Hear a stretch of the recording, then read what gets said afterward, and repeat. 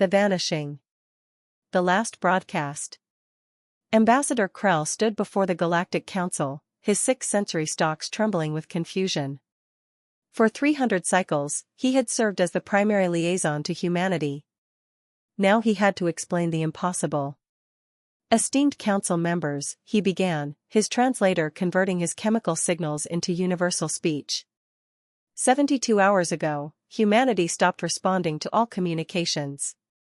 Every human colony, every space station, every ship, silent. Council members from 40 species shifted uncomfortably in their seats. Humanity had been an active member of galactic society for 2 centuries. They were explorers, traders, diplomats, and friends to many species. Their sudden silence was alarming. Perhaps a technical malfunction, suggested Counselor Vex, her crystalline form refracting light across the chamber. A solar flare disrupting their networks? Krell's stalks drooped with uncertainty. We considered that. But this affects every human settlement across 500 star systems simultaneously. The probability of such a coordinated failure is 0, interrupted High Arbiter Thane, the Council's eldest member. His ancient scales gleamed under the chamber lights. This is no accident. The question is, what happened to them?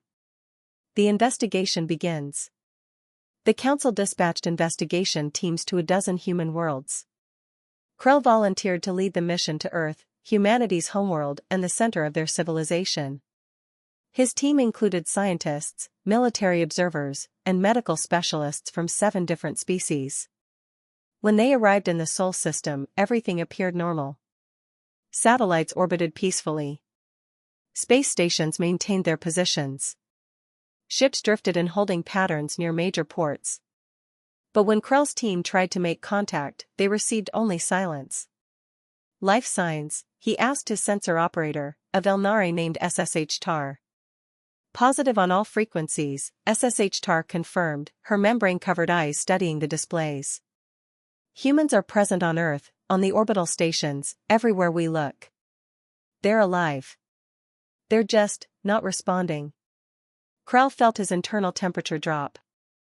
This was becoming more disturbing by the moment. They landed at the United Earth headquarters in Geneva. The city was quiet but not empty. Humans walked the streets, entered buildings, went about their daily routines. But when Krell's team approached them, the humans simply looked through them as if they weren't there. "Excuse me," Krell said to a human woman passing by. She was young, wearing clothing typical of Earth's temperate zones. "Can you hear me?" The woman continued walking without acknowledgement.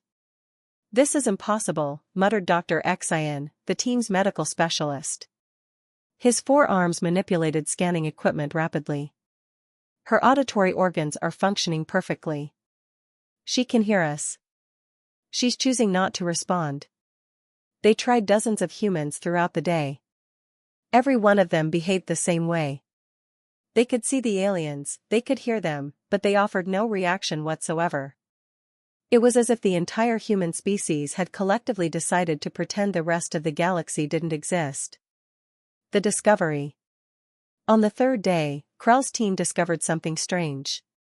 In a park near the old United Nations building, they found a human child drawing on the ground with colored chalk. The child, perhaps 6 years old, was creating elaborate mathematical equations mixed with what appeared to be star charts. "That's not child's play," SSH Tar said, her voice tense. "Those are jump point calculations. Advanced ones." Before they could investigate further, an adult human, presumably the child's parent, approached and gently led the child away. But not before Krell noticed something. The child had drawn one word in English at the bottom of the chalk diagram, soon. That evening, Krell made a troubling discovery while reviewing historical records. 72 hours before humanity went silent, the Council had voted on Resolution 2847, a motion to restrict humanity's access to certain regions of space deemed too dangerous for young species. The vote had passed despite human objections. 3 council members had expressed concerns that the resolution was patronizing and insulting to humanity's proven capabilities. But the majority had ruled that humanity, being only 2 centuries into space travel, needed protection from themselves. The restriction had been communicated to Earth's government. And exactly 12 hours later, humanity stopped talking to everyone. Patterns in silence. Over the following weeks, more investigation teams reported similar findings from human colonies across the galaxy. Humans were alive, healthy, and going about their lives. They simply refused to acknowledge any non-human presence. But stranger things were happening. Human ships, previously engaged in trade and exploration, had begun moving in unusual patterns. They weren't hostile, they didn't attack anyone or threaten any vessels. They simply started gathering at specific coordinates in deep space, far from established trade routes. What are they doing out there? Council member Zareth demanded during an emergency session. His species, the Corval, had maintained close trade relationships with humanity for a century. Our merchants are losing billions in credits. Our diplomatic channels are dark. This cannot continue. High Arbiter Thane studied the star charts showing human ship movements. His ancient eyes, which had witnessed the rise and fall of 3 galactic civilizations, narrowed with something that might have been recognition. They're building something, he said quietly. Look at the pattern. Those aren't random positions. They're construction coordinates for something massive. Krell felt his stalks curl with anxiety. Should we send military vessels to investigate? Thane was quiet for a long moment. No. I think that would be unwise. Humanity has never been hostile. Whatever they're doing, they must have a reason. Perhaps we should ask ourselves, what did we do to prompt this response? The realization. It was Ambassador Krell who finally understood. Late one night, reviewing diplomatic records, he found an archived human saying, "Actions speak louder than words." Humanity wasn't ignoring the galaxy out of anger or spite. They were sending a message. By removing themselves from galactic communication, but continuing all their normal activities, they were demonstrating exactly how much the galaxy had come to depend on them. Human merchants carried goods between species who didn't trust each other enough to trade directly. Human diplomats mediated disputes between ancient rivals. Human engineers maintained infrastructure on 100 different worlds. Human scientists shared research freely, advancing galactic knowledge faster than it had progressed in centuries. The galaxy had treated humanity like children who needed guidance and protection. Now humanity was showing, without saying a word, what happened when those children stopped participating. Krell brought his findings to the High Arbiter. "You're saying this is a protest?" Thane asked. "More than that," Krell replied. "It's a demonstration. Humanity is proving they're not the young, naive species the Council treated them as. They're showing us they can organize across 500 star systems in perfect coordination. They can maintain discipline while the entire galaxy demands they explain themselves. And whatever they're building in deep space, that's their statement about the dangerous regions we restricted them from." Thane's scales rippled with what might have been respect. "And we never saw this coming because we underestimated them. We saw 2 centuries of space travel and assumed they were still learning. We forgot that humanity had thousands of years of civilization before they reached the stars. They knew exactly how to make this point." "What do we do?" Krell asked. The ancient arbiter smiled. "We wait. And we prepare to listen when they're ready to speak again. Because when they do, I suspect they'll have quite a lot to say. And we'll have quite a lot to learn about treating our equals with the respect they deserve." The emergence. The waiting game. 6 months passed. The galactic economy began to strain without human participation.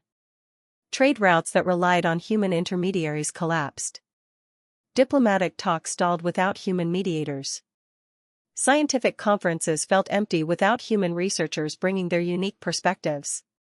Some species grew angry. The Corval demanded military action. The Tekri proposed economic sanctions, though sanctions against people who weren't participating in the economy made little sense. Others, like Krell's own people, the SH Carry, simply waited with growing anxiety. Ambassador Krell had become obsessed with understanding humanity. He studied their history, their culture, their psychology. What he learned both impressed and terrified him. Humanity had a pattern. When threatened or disrespected, they didn't react with immediate violence. They prepared. They waited. They ensured that when they responded, the response would be overwhelming and impossible to ignore. He thought about their ancient wars. The way they had ended conflicts not through gradual victory but through demonstrations of capability so profound that further resistance became unthinkable. The way they had split atoms and touched their moon not because they had to, but because they wanted to prove they could. What are you building out there? Krell whispered to the star charts on his screen, showing the coordinates where human ships continued to gather. The message. On day 187 of the silence, something changed. Every communication device in the galaxy received the same transmission simultaneously. Not just government channels, every screen, every audio system, every device capable of receiving signals suddenly displayed the same image. A human woman appeared. She was middle-aged, with dark skin and eyes that had seen too much. She wore a simple uniform with no insignia. Behind her, visible through a viewport, was something that made Krell's heart freeze. A structure. Massive didn't begin to describe it. It was a ring, perfectly circular, large enough to encircle a small moon.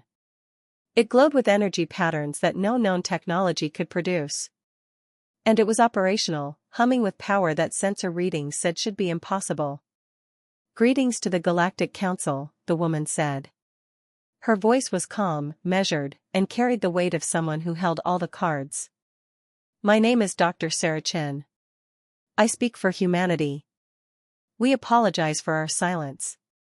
We've been busy." She gestured to the structure behind her. 6 months ago, you passed a resolution restricting our access to certain regions of space. You decided we were too young, too reckless, too unprepared to explore areas you deemed dangerous. You made this decision without consulting us, without considering our objections, and without asking why we wanted access to those regions. Dr. Chen's expression hardened. We wanted access because we knew what was there. 300 years ago, before we met any of you, our deep space probes detected anomalies in what you call the forbidden sectors. We've been studying those anomalies ever since. While you conducted your trade and your politics, we've been working. She turned to gesture at the massive ring structure. This is a jump gate. Not the small, limited gates that allow ship-to-ship travel. This is a gateway capable of moving entire fleets instantaneously across the galaxy. The technology came from those dangerous regions you restricted us from, regions we've been carefully exploring for decades while you assumed we were just naive newcomers to space.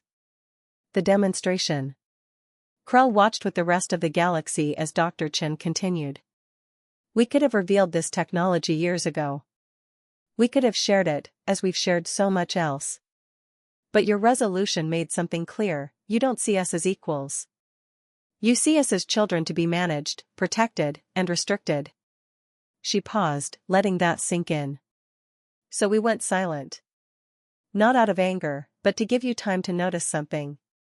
To notice how much you've come to depend on those children. To notice how empty the galaxy feels without human voices in it.